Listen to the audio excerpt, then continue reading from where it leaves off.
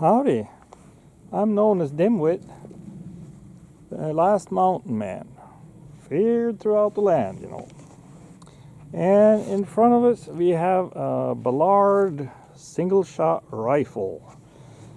Now, they were invented by Charles H. Ballard and patented in 1861, and they were made by 5 different companies until they became a part of the Marlin lineup in 1873. And Marlin introduced centerfire cartridges to the Ballards, and some of them had a reversible firing pin that allowed for you to use them for both centerfire and rimfire. And Marlin kept making them until about 1891. Now that's 30 years after it was patented, and so this was one of the most successful early metallic cartridge guns. And they also saw military use during the Civil War. The one we got in front of us here is made by Merrimack Arms Manufacturing Company, and they made about 2,200 of them from 1867 to 1869. And they had serial numbers running from about 18,000 to 20,300. Almost all of them were sporting rifles, but they made some military style rifles, they made some carbines, and they also made some shotguns. And this gun here shoots a 44 rimfire cartridge, and actually it's like a 4440 but rimfire and with a heel base bullet. I can't find any information on a cartridge like that anywhere, but that's what it is. And an interesting thing about some of these guns, like this one, it has what they call dual ignition. That was patented in 1864, and that allows you to fire it with a percussion cap.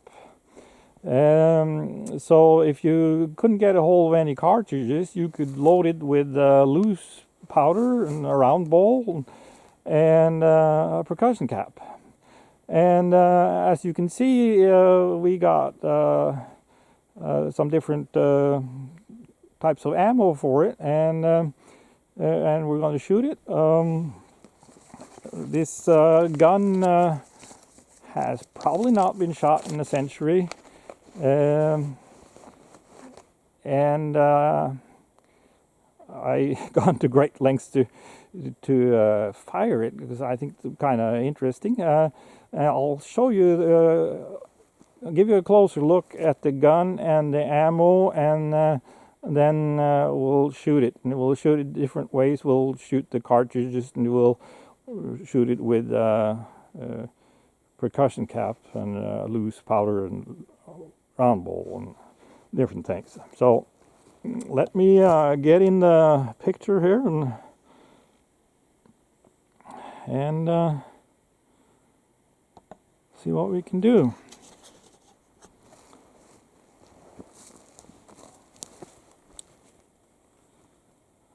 Okay, first, closer look.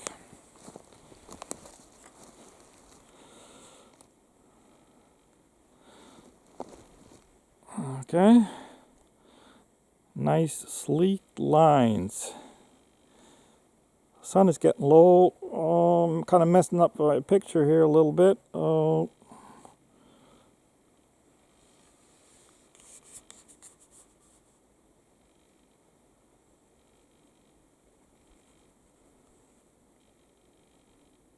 Nice big hole in that.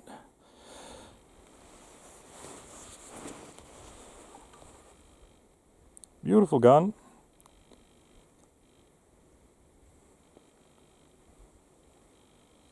No corrosion at all.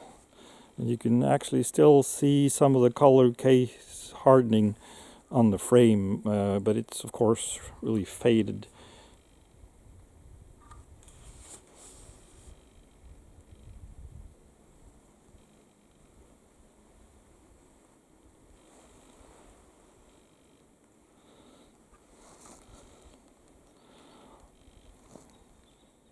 And it says on the barrel number 44, and there's the serial number 19,490. Got a nice adjustable rear sight. And how this works, you got this little knob here that goes into a hole here. It keeps it in place and then kind of snaps loose. And that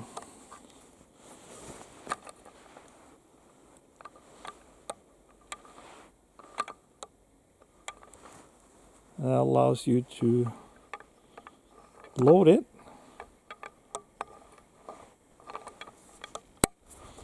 And if you look down in here, you can see there's a, where you can put a percussion cap on it.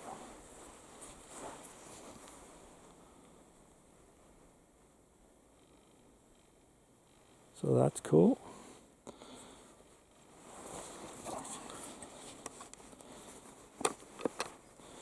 And then there's the ejector. Let's see. You can push out the spent casings like that. So, and we'll put the gun down for a minute and I'll show you the ammo.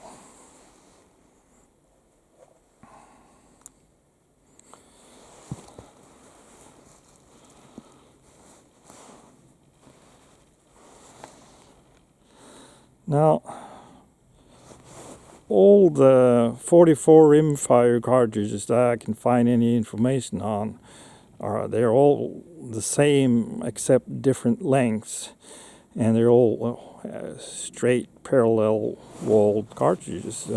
But this is made from a 4440, and the cartridge is slightly tapered and got a little bit of a bottleneck on it. And so I couldn't get any rimfire ammo like that. So and as you can see, it's got a heel base bullet on it. So I made this. I drilled out the center of the cartridge and threaded it and installed a piece of threaded brass with some high temperature, high strength Loctite in there. And then I milled a new hole for one of these 6mm blanks. So we're using that as a primer. You can buy cartridges like that, and I have a couple of other videos that shows that for some different calibers. But I, of course, couldn't get anything for this gun, so I had to make it. And of course, a heel base bullet just means that the bullet is the same dimension as the casing, and where the bullet goes into the casing, it's a little smaller diameter. So the bore in this gun is bigger than the 4440, but the casing is the same, and it's rimfire. So let's have at it.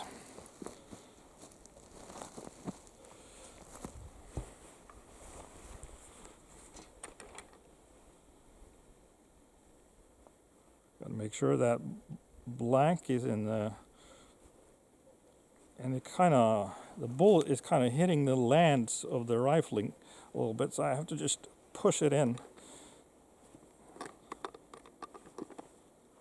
like that.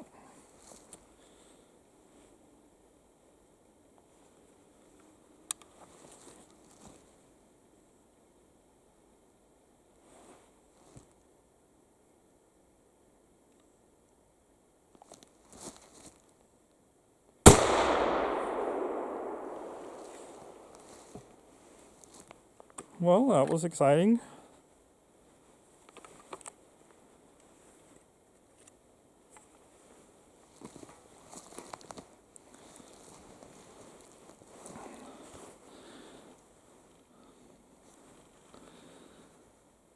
The cartridge held up well. Didn't get anything in my face or anything, so I'm happy. And it's always a little exciting when you're shooting an old gun like this when you haven't that you haven't tried before, and so it's a lot of fun. So we'll try it again.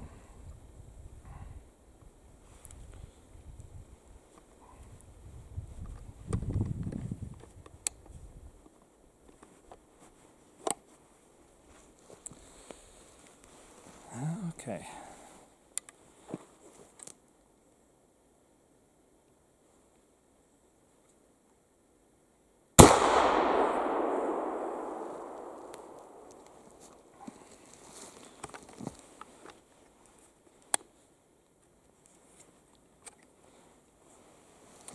And also I have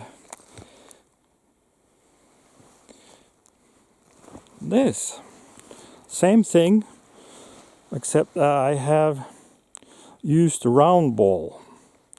Because sometimes when you mess with these old cartridges, it's not always easy to find a bullet that will fit. And sometimes it's easier to find a round ball that will fit. So, so we're going to try that as well. Now, that means that this is a lighter bullet, but it also means there's room for more black powder in there. So we'll see how that works out.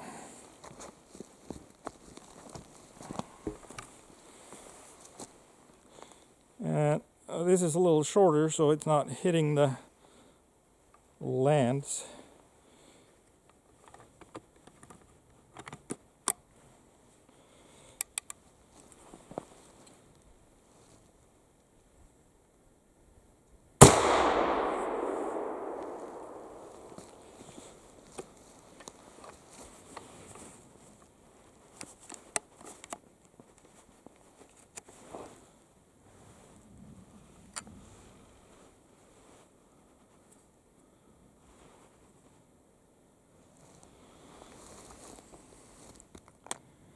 One more.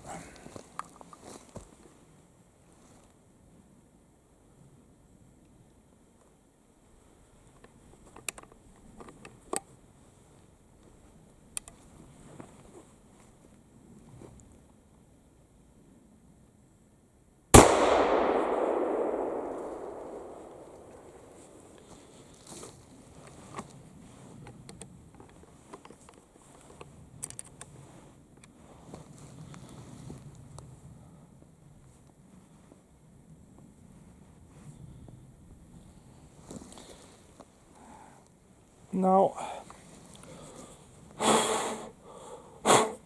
let's try to load it with a loose powder ball and a percussion cap. Now, you could do that as you would a muzzle loader, but with this gun, it's not like you're going to be carrying around a loading stick like this. So what I think that they did is they drop a ball down the chamber so it would seat on the lands, and then fill it with powder and cap it and shoot it. And I'm a little bit worried about getting hot gases escaping from this area here.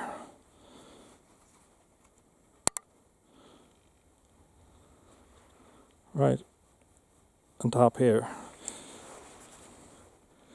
Because that's where the firing pin hits the rim, and it's not going to be totally sealed. So what I've done is I've taken 4440 shell casing, I shortened it down a little and drilled a hole in it. That hole is kind of tapered. And what I'll do is I'll drop the ball down so it seats on the lands. I'll fill the chamber with powder and I'll squeeze this in there and dribble a little bit more powder on so it's full. We don't want any airspace in there. And then close the gun, cap it, and shoot. And we'll see how that works.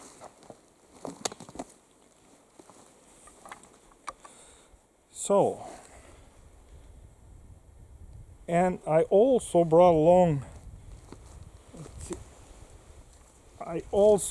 along a smaller diameter round ball, so we can use it as a muzzle loader with a patch and a loading stick. So there's just all kinds of ways to shoot this gun.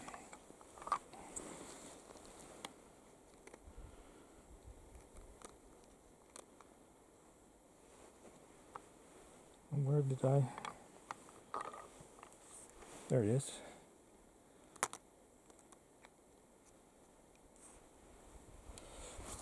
Okay.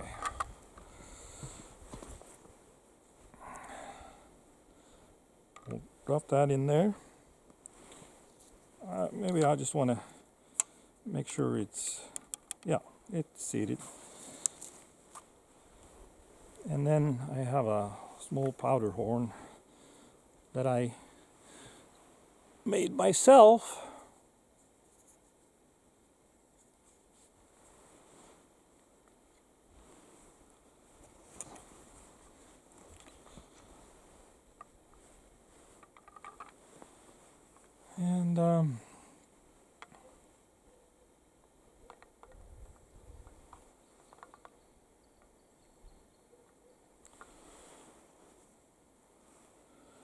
And we'll squeeze this casing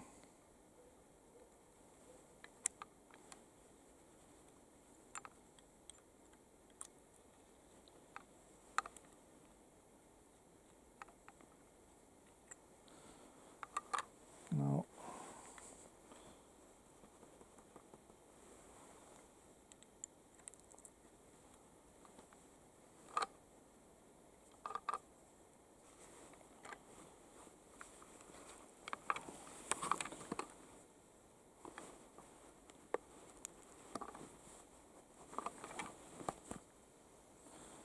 Now, this seems a little awkward. I'm sure it looks that way also, but we're not going to give up quite so easily. There. Now we're able to close it. I think if I do this again, I'm going to try not to put as much powder in there. I kind of had to fight it a little bit, and I think I'd rather drizzle some more powder through that hole afterwards. Now that's nice and full. Now we're going to seal that powder horn and put that away. You don't want any sparks flying into that. Okay, so we'll close the gun, cock it, and then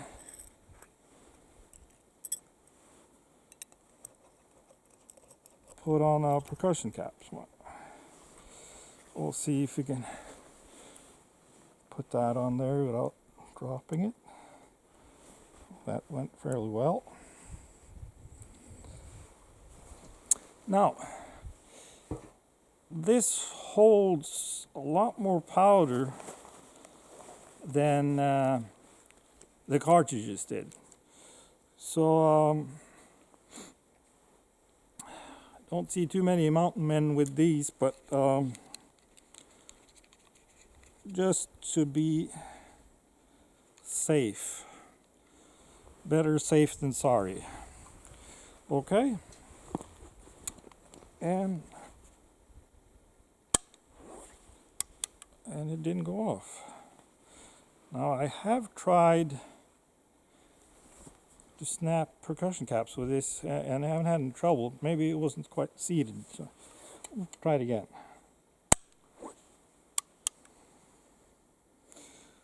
Okay, there's one thing I did not anticipate, and that is that the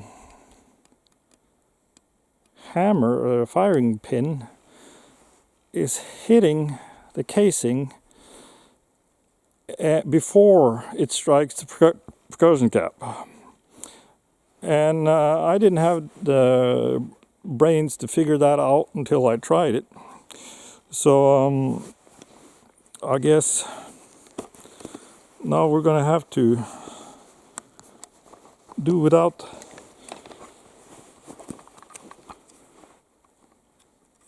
we'll take this out. And we're going to have to put some more powder in there because some of it, it's not enough now. If you're used to shooting black powder, I'm sure you know you don't want any air space in there. You want to fill it up.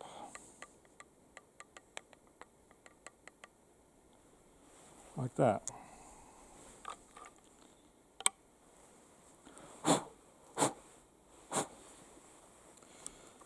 So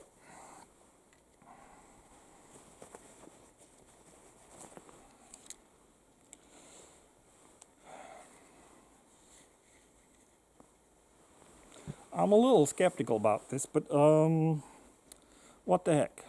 Let's do it.